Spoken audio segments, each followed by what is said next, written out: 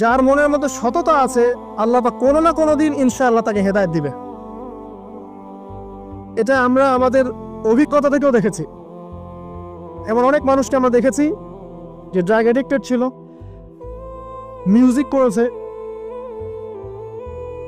হারাম সম্পর্কের মধ্যে ছিল, নামাজ ঠিক মতো পড়ে নাই, কিন্তু যখনই আল্লাহর কথা আলোচনা হতো দেখতাম সে খুবই শান্তভাবে মন থেকে কথা শুনছে।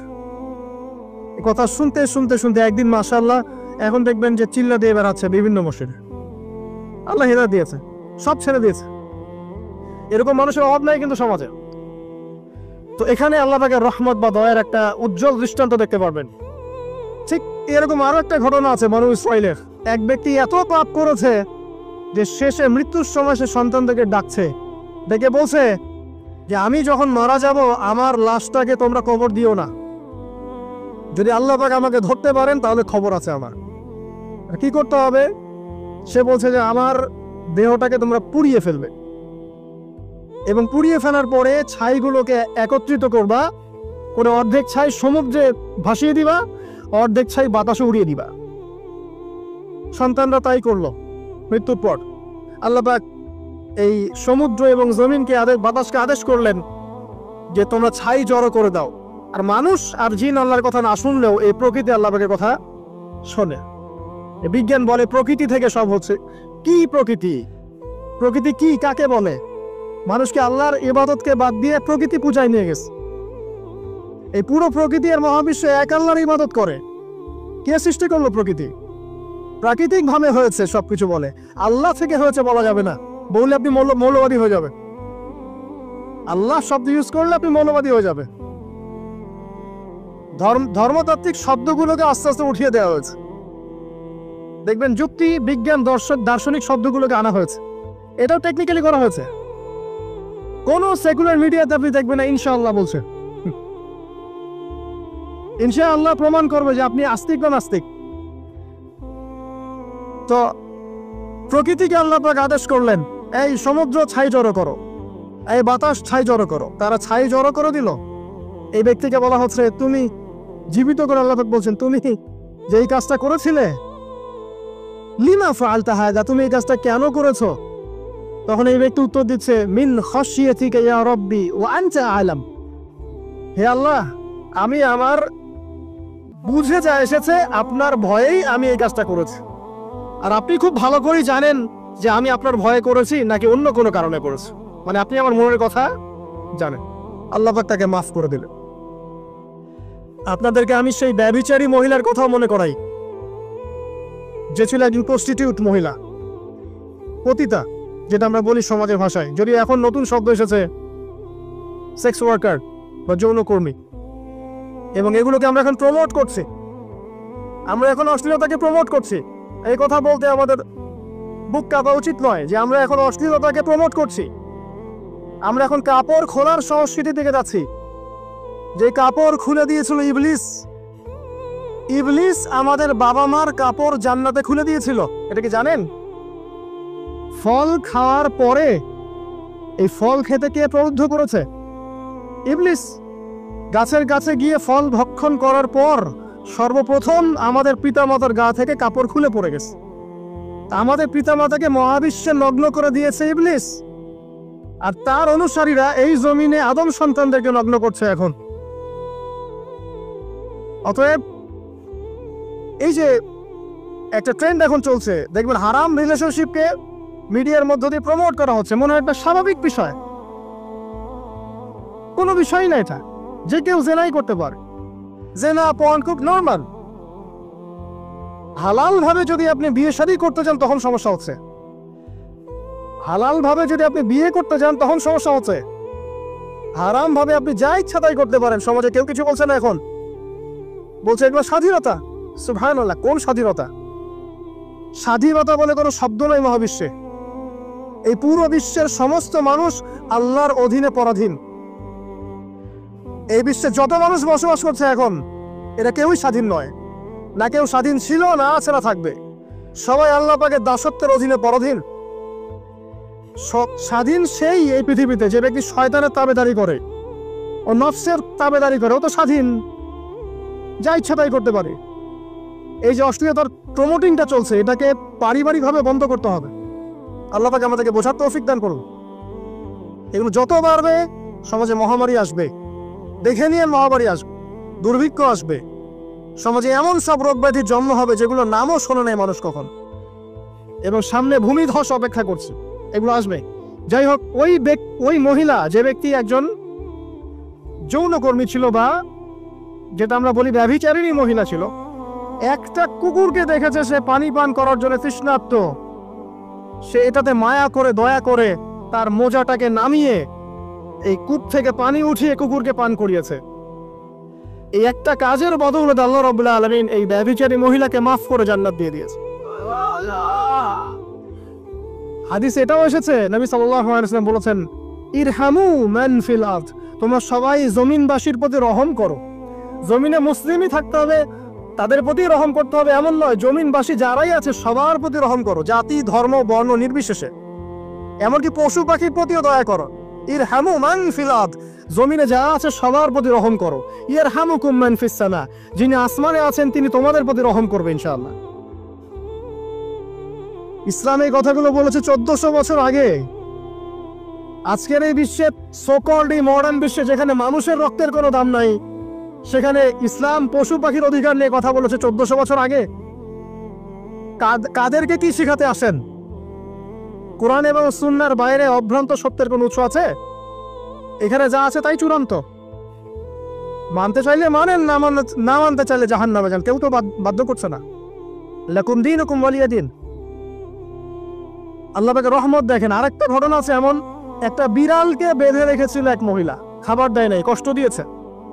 একটা বিড়ালকে খাবার না দিয়ে কষ্ট দেওয়ার কারণে এই মহিলাকে আল্লাহ পাক জাহান্নামে পাঠিয়েছে। এরকম কত ঘটনা আছে, এই ঘটনাগুলো হাদিসের পাতায় বর্ণিত আছে। কোরআনে কি বলছে দেখুন। কোরআনের আমি কয়েকটা পয়েন্ট আপনাদেরকে খালি বলছি, এটা নিয়ে আমি সকালে ভাবছিলাম। আল্লাহ পাক আদম আলাইহিস সালামকে সৃষ্টি করেছেন আমরা সবাই জানি।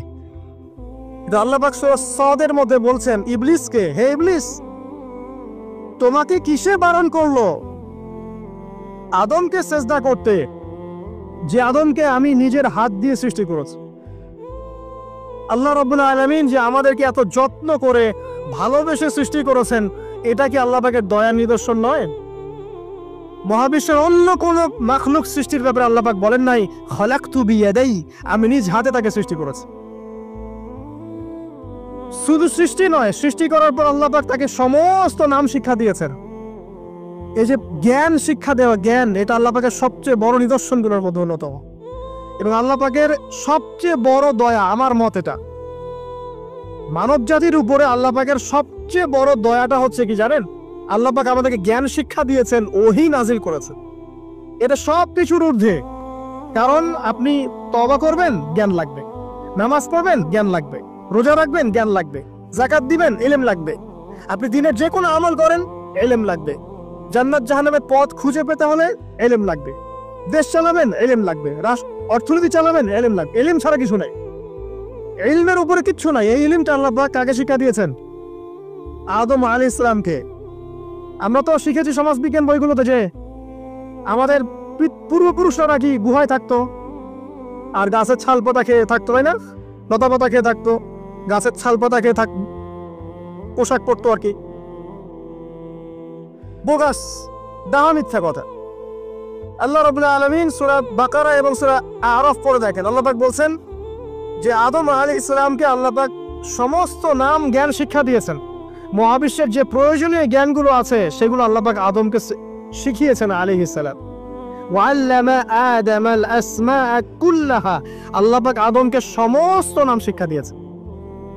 আমাদের পিতা মাতারা মূর্খ ছিলেন না, তারা সৃষ্টি থেকেই জ্ঞানী ছিলেন। আদম আলাইহিস সালামের পারমাণবিক বোম বানানোর কোনো প্রয়োজন ছিল না, ছিল? বানান নাই। আপনার মধ্যে এই জ্ঞানটা আসছে কিভাবে? বাই ডিএনএ আপনি জ্ঞান পাচ্ছেন, কারণ আমরা আদম সন্তান। অনেক জ্ঞান আমাদের ভিতরেই আছে, এগুলো চর্চার মধ্য দিয়ে, গবেষণার মধ্য দিয়ে প্রস্ফুটিত হয় মাত্র।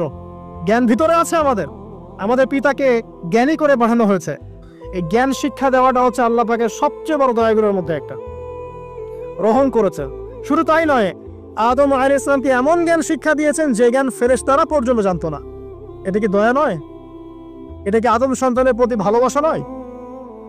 তারপরে সেজদা করিয়েছেন। মহাবিশ্বে অন্য কাউকে কি সেজদা করানো হয়েছে? কোরআনে কি এমন কোনো দলিল আছে যে আদম আলাইহিস সালাম ছাড়া অন্য কাউকে সব ফেরেশতারা সেজদা করেছেন? আছে? তাহলে এই যে সম্মান দেয় আল্লাহর পক্ষ থেকে, সম্মান কিসের ভিত্তিতে? সম্মান শারীরিক ক্ষমতার ভিত্তিতে? সম্মানটা কি কারণে? জ্ঞানের কারণে, ইলমের কারণে, জ্ঞানের কারণে সম্মান। এই সম্মান দেওয়াটা কি আল্লাহ পাকের রহমত এবং দয়ার নিদর্শন নয়? অতএব সম্মান পেতে হলে, আল্লাহর রহমত পেতে হলে সেই জ্ঞানের চর্চায় আবার ফিরে আসতে হবে। আপনি যদি আজও সেই ওহির জ্ঞানের চর্চা করেন, আল্লাহ পাক এই পৃথিবীবাসীর বুকের মধ্যে আপনার জন্য সম্মান পয়দা করে দিবেন ইনশাআল্লাহ। দেখেন, ওই সেই জ্ঞানী যদি আপনি এখনো চর্চা করেন, আজও আপনি সম্মানিত হবেন ইনশাআল্লাহ। ব্যক্তি চর্চা করলে ব্যক্তি সম্মানিত হবে, একটা পরিবার চর্চা করলে ওই পরিবার সম্মানিত হবে, একটা সমাজ যদি চর্চা করে সেই ওহির জ্ঞান, ওই সমাজ সম্মানিত হবে। একটা দেশে যদি আপনি ওই ওহিভিত্তিক জ্ঞান ছড়িয়ে দেন, পুরো দেশকে আল্লাহ পাক সম্মানিত করবে ইনশাআল্লাহ, পুরো জাতিকে সম্মানিত করবে ইনশাআল্লাহ। আরো সামনে যান, এই যে আদম এবং হাওয়া আলাইহিস সালাম গাছের কাছে চলে গেলেন, ফল খেয়ে ফেললেন, কারণ আমরা আদম সন্তান, ভুল করি। আল্লাহ পাক সাথে সাথেই বহিষ্কার করে দিয়েছেন? না, আল্লাহ পাক তওবা করার জন্য কালিমা শিখিয়ে দিয়েছেন। সুবহানাল্লাহ, তাদের কালিমা জানা ছিল না। আল্লাহ পাক বলছেন ফাতালাক্কা আদম মির রাব্বিহি কালিমাত। আল্লাহ পাকের কাছ থেকে আদম আলাইহিস সালাম কিছু বাক্য শিখে নিলেন, যেই বাক্য দিয়ে ফাতাবা আলাই, সে আল্লাহর কাছে তওবা করলো। কোন সেই বাক্য? সূরা আরাফে আছে, রব্বানা যালামনা আনফুসানা ওয়া ইল্লাম তাগফির লানা ওয়া তারহামনা লানাকুনান্না মিনাল খাসিরিন। এই দোয়া কে শিখিয়ে দিয়েছে? আল্লাহ। এই তওবার বাক্য যে শিখিয়ে দেয়, এটা কি দয়ার পরিচয় নয়? আমরা আল্লাহর কাছে ফিরে যাব, তওবা করব, ইস্তেগফার করব, এই জ্ঞানটা শিখিয়ে দেয়া কি আল্লাহ পাকের দয়ার পরিচয় নয়? তাহলে আমরা কিভাবে ক্ষমা চাইতাম? কিভাবে ক্ষমা চাইলে আল্লাহ পাক সমস্ত গুনাহ মাফ করবেন, এই পদ্ধতিগুলো বলে দেয়া কি আল্লাহ পাকের দয়ার পরিচয় নয়? তারপর সামনে যান, পৃথিবীতে নামিয়ে দিয়ে আল্লাহ পাক ক্ষান্ত হয়ে যাননি। আল্লাহ রাব্বুল আলামিন আসমান থেকে হেদায়েতের গ্রন্থ পাঠিয়েছেন, বলেছেন এই গ্রন্থের মধ্যে যা আছে মেনে চললে তোমরা আবার জান্নাতে ফিরে আসবে ইনশাআল্লাহ। আল্লাহ পাক আদম এবং হাওয়া আলাইহিস সালাম এবং আদম সন্তান সবাইকেই সৃষ্টি করেছেন, উদ্দেশ্য হচ্ছে আল্লাহ পাক আমাদেরকে জান্নাত দিতে চান। আল্লাহ পাক চান যে আমরা যেন জান্নাতে যাই। যদি আমরা জান্নাতে যেতে না পারি পরকালে, একটা কারণে যেতে পারবো না, অনলি একটা কারণ, সেটা হলো আমাদের নিজের দোষে। একটা কারণ, যারা জাহান্নামে যাবে মানুষ এবং জিনদের মধ্যে, নিঃসন্দেহে মহাবিশ্বে তারা ছাড়া জাহান্নামে যাওয়ার উপযুক্ত কেউ ছিল না। ও জাহান্নামে যাওয়ার উপযুক্ত ছিল বলেই আল্লাহ পাক তাকে জাহান্নামে পাঠাবেন। আর যারাই জান্নাতে যাবে প্রত্যেকেই শুধু আমলের বদৌলতে যাবে না, বরং আল্লাহ পাকের রহমতেই যাবে। আল্লাহ পাকের রহমত যাদের উপরে বর্ষিত হবে তারাই জান্নাতে যাবে ইনশাআল্লাহ। কে আমল দিয়ে যেতে পারবে না। যত আমলই করি বলা যাবে না এই আমলের বদৌলতে জান্নাতে যেতে পারবো। আল্লাহ পাক দয়া না করলে হবে না। আল্লাহ পাক চান যে আদম সন্তান যেন জান্নাতেই যায়। এই কারণেই সৃষ্টি করা, এই কারণেই আপনার ওহীভিত্তিক গ্রন্থগুলো পাঠানো, এই কারণে নবী রাসূল পাঠানো, আলেম ওলামা সৃষ্টি করা, মানুষকে সতর্ক করা, হায়াত দেয়া, বারংবার জীবনে চলতে ফিরতে আপনাকে এলান করা হয় আল্লাহর পথে ফিরে আসেন, আল্লাহর পথে ফিরে আসেন। এলান করা হয় না? বিপদ দিয়ে আপনাকে এলান করা হয় আল্লাহর পক্ষ থেকে। আপনি চলতে পথে হোঁচট খান, আল্লাহ আপনাকে এলান দেন, ফিরে আসো। চলছেন বিপথে, আল্লাহ পাক এলান দেন, ফিরে আসো। আল্লাহ পাকের পক্ষ থেকে কিন্তু এগুলো আসে। অদ্ভুত একটা হাদিস বললাম, অদ্ভুত বলতে বলছি অ্যামেজিং হাদিস, যে একজন সাহাবী বলছেন, সালমান রাদিয়াল্লাহু আনহু, তিনি বলছেন যে যখন মুমিনের উপর বিপদ আপদ বালা মুসিবত আসে, তখন মুমিনের এই বিপদ আপদ বালা মুসিবত রোগ শোকের বদৌলতে আল্লাহ পাক তার গুনাহগুলোকে মাফ করে দেন এবং তার মর্যাদাকে বাড়িয়ে দেন, এবং সে আল্লাহর দিকে ফিরে আসার অনুশোচনা করার সুযোগ পায়। আর যখন কাফের মুশরিক বা ফাসিক মানুষকে এইসব রোগ ব্যাধি বিপদ আপদ বালা মুসিবত ঘিরে ধরে, তার দৃষ্টান্ত সেই উটের ন্যায় যে উটটাকে তার মালিক বেঁধে রেখেছে, এরপর ছেড়ে দিয়েছে।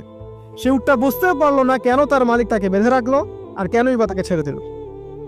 কথাটা কি বুঝতে পারছেন? যারা আল্লাহ দ্রোহী তাদের উপর যখন বিপদ আপদ বালা মুসিবত আসতে থাকে তারা বুঝে না যে কি জন্য আসলো আর কেন চলে গেল। কিন্তু মুমিন ব্যক্তি যারা মুসলিম আল্লাহর অনুগত তাদের বিষয়টা হচ্ছে এমন বিপদ আপদ বালা মুসিবত রোগ ব্যাধি তাদেরকে আল্লাহর দিকে ফিরিয়ে নিয়ে আসবে ইনশাআল্লাহ। দেখুন এই যে পৃথিবীতে নামিয়ে দেয়া, এরপর আল্লাহর পক্ষ থেকে ঐশী গ্রন্থগুলো পাঠানো, নবী রাসূল পাঠানো, আলেম ওলামা পাঠানো, আপনাকে হায়াত দেয়া, আপনাকে রিজিক দেয়া, এই শ্বাস নেওয়ার ক্ষমতা দেয়া, আপনাকে জ্ঞান বুদ্ধি দেয়া, বিবেক দেয়া, যে আমি তার পাশে লাউ গাছ উৎপন্ন করলাম। কোন গাছ? খেতে পারেন এর শাক এবং এই যে ফল, এটার মধ্যে নিঃসন্দেহে এমন এমন কিছু উপাদান আছে যেটা হয়তো আমরা জানিও না, আবিষ্কার করা হয়নি। তিনি সুস্থ হয়ে গেলেন আলহামদুলিল্লাহ। কোথায় যাবেন? যে কোনো জায়গায় যান। নবী ঈসা আলাইহিস সালামকে চতুর্দিক থেকে আক্রমণ করছে ইহুদিরা। আল্লাহ রাব্বুল আলামিন তাকে এমন হেফাজত করলেন, তার কাছে তাকে উঠিয়ে নিলেন। এটা কি দয়ার পরিচয় নয়? এই যে একটু আগে তেলাওয়াত করলো শুরুর আগে নবী মূসা আলাইহিস সালামের ঘটনা। বানু ইসরাইল একটার পর একটা অবাধ্যতা করেই গেছে। আল্লাহ পাক তারপরেও তাদের কাছে নবী পাঠিয়েছেন, নবী মূসাকে পাঠিয়েছেন। ফেরাউনের মতো জালেম শাসকের হাত থেকে বানু ইসরাইলকে আল্লাহ পাক উদ্ধার করেছেন। এটা কি দয়ার পরিচয় নয়? নবী মূসা আলাইহিস সালাম গাছের নিচে বসে আছেন, খাবার নাই, বাসস্থান নাই, কিচ্ছু নাই, বরং তার গায়ে একটা অপবাদ দেওয়া হয়েছে যে তিনি নাকি একজন মানুষকে খুন করেছেন। অথচ তার ইন্টেনশন সেটা ছিল না। তিনি একটা ঘুষি দিয়েছেন লড়াই থামানোর জন্য, ওই এক ঘুষিতেই সেই ব্যক্তি ডেড। এবার তিনি গাছের নিচে বসে দোয়া করছেন, রব্বি ইন্নী লিমা আনজালতা ইলাইয়া মিন খায়রিন ফাকির। আল্লাহ, আমি নিঃস্ব অসহায় হয়ে এখানে বসে আছি, তুমি আমার উপর তোমার যে রহমত পাঠাবে আমি তার ভিখারি হয়ে বসে আছি। দোয়া করার সাথে সাথেই ওই শুআয়ব আলাইহিস সালামের মেয়ে হেঁটে হেঁটে চলে আসলো। তিনি স্ত্রী পেলেন, তিনি শ্বশুর পেলেন, একজন নবী পরিবার পেলেন, বাসস্থান পেলেন, চাকরি পর্যন্ত পেলেন। 8 বছর তিনি রাখালি করেছেন শুআয়ব আলাইহিস সালামের ফার্মের মধ্যে। দয়া মুহূর্তেই চলে আসবে, শুধু আল্লাহর দিকে অভিমুখী হলেই হয়। এবার দয়া। আইয়ুব আলাইহিস সালামের কথা মনে আছে না? দীর্ঘদিন রোগে ভুগছেন, চিকিৎসা হচ্ছে না, ভালো হচ্ছে না, শেফা হচ্ছে না।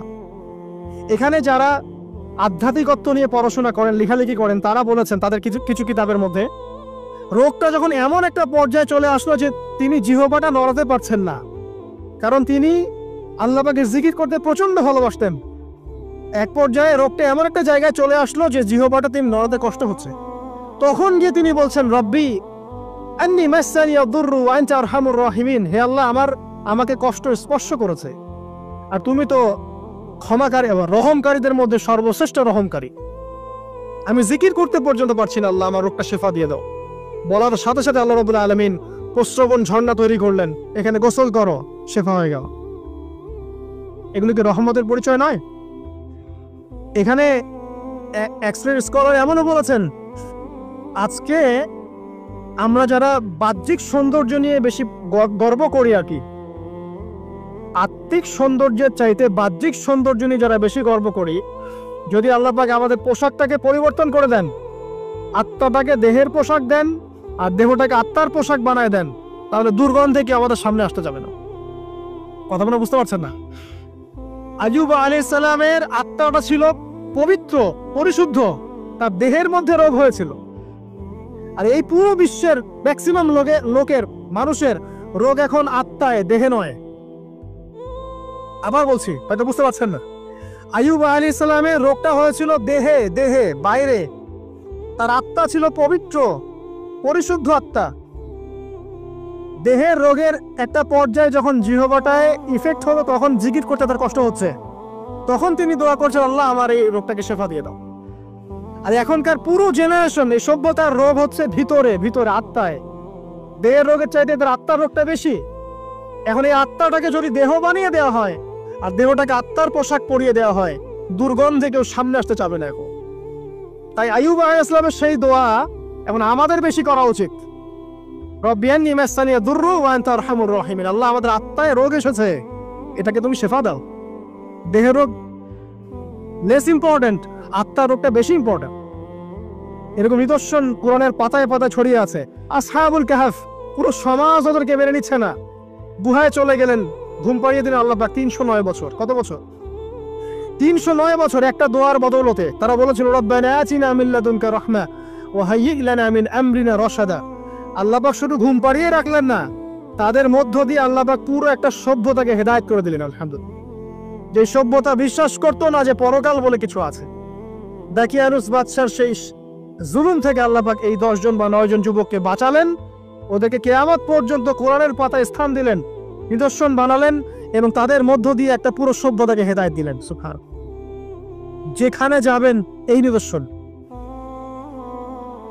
আর কার কথা বলবো? জুলকারনাইন, মনে আছে? কোন সূরা আছে জুলকারনাইনের কথা? সূরা কাহফ। আল্লাহ পাক তাকে এমন রহমত করেছিলেন যে মাশরিক মাগরিব মানে পূর্ব পশ্চিম পর্যন্ত তাকে রাজত্ব দিয়ে দিয়েছে। আজকে তো আমরা এই সামান্য একটু ক্ষমতা পেলেই আমাদের কেউ চেনে না, গায়ে হাতই দেওয়া যায় না, ঠিক আছে? মানে তখন সে নিজেকে মনে করে যে সে এই পৃথিবীর সবকিছু, বাকি মানুষ আর মানুষ না। ক্ষণস্থায়ী সামান্য একটু ক্ষমতা দিয়ে দেখবেন আমাদের অবস্থা খারাপ।